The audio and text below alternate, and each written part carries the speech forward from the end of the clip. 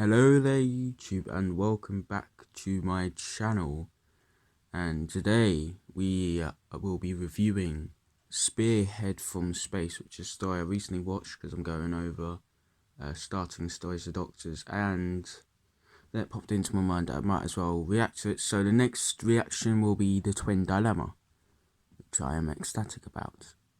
But no, just quickly before we get into the review, kind of like a channel update, what's going on. So from now on there'll be just consistent uploads will be coming back, because there'll be between 2 to 4 videos every week, and it can be varied from reviews, reactions, channel updates, like something to do with the fan audio coming up, and there'll be a little bit more news about how that's progressing soon.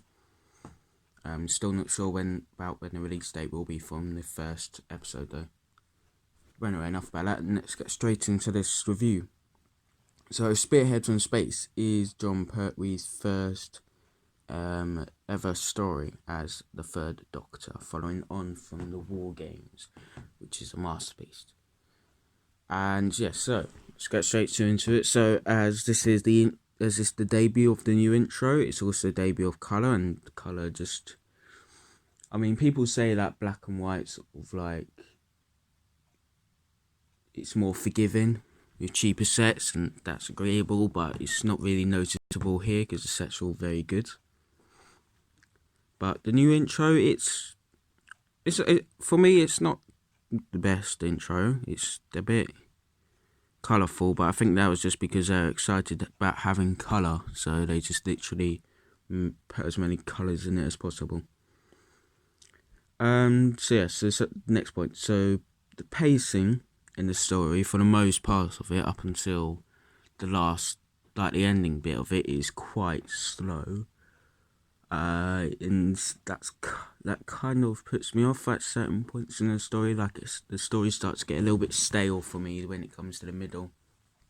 And this story definitely had the possibility of being a 10 out of 10 sort of quality, but it's a couple of nitpicks like the pace and other stuff I'll get onto later, which lets it down, as it just feels very slow, especially in the first part as well. Right? Like it doesn't really feel stale, but you can definitely notice it in the first part as not too much happens. It's more set in the tone.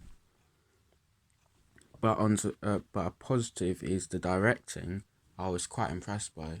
For for the classic stories, directing generally isn't fantastic.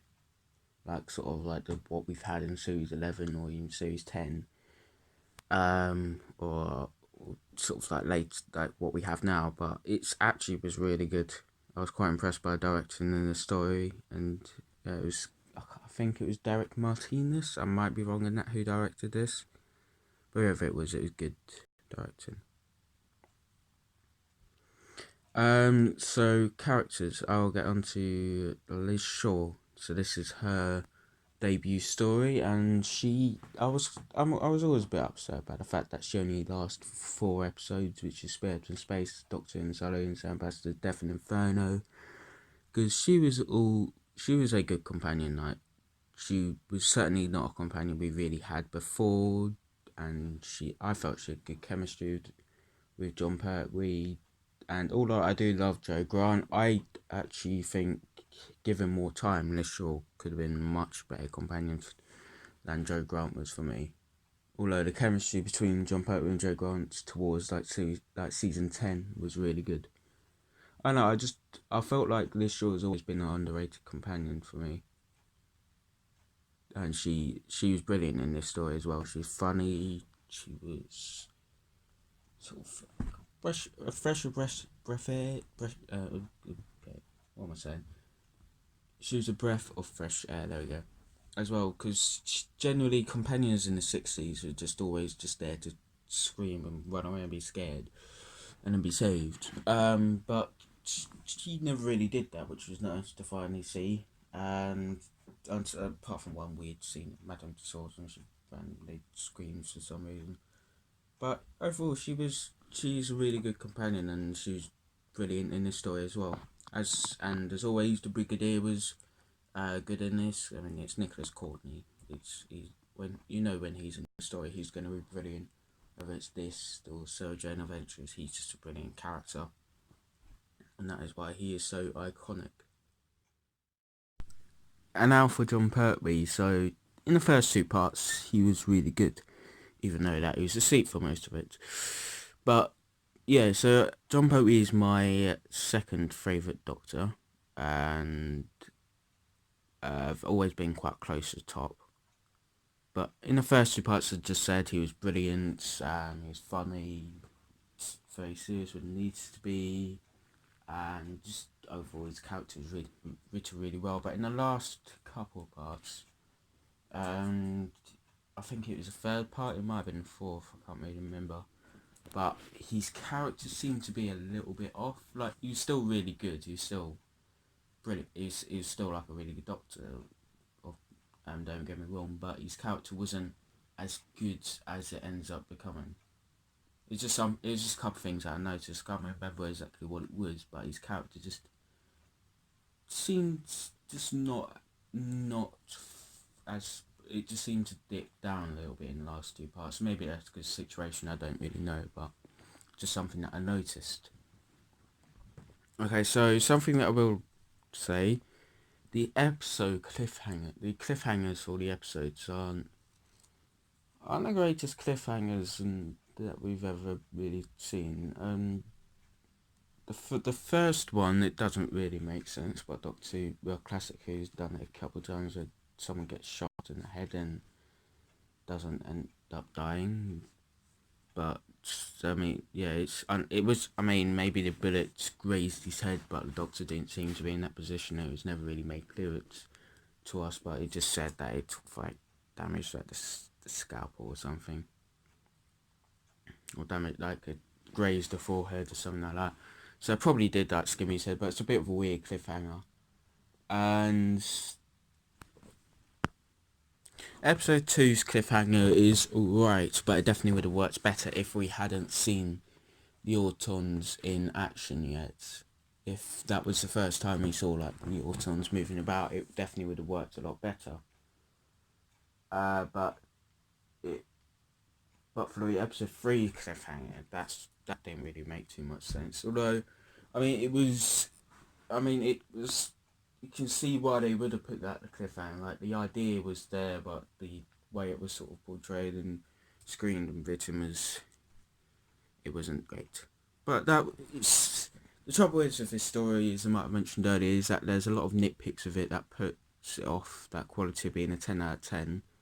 And that's why it's got the rating I'll say later on. And on the topic of the military guy, who I can't remember his name, his character when his Auton takes over, it seems so out of character that it's painfully obvious that it isn't him, and you're so baffled that no one seems to notice or question it. Of course, Brigadier finds out quite quickly when the Doctor works it out.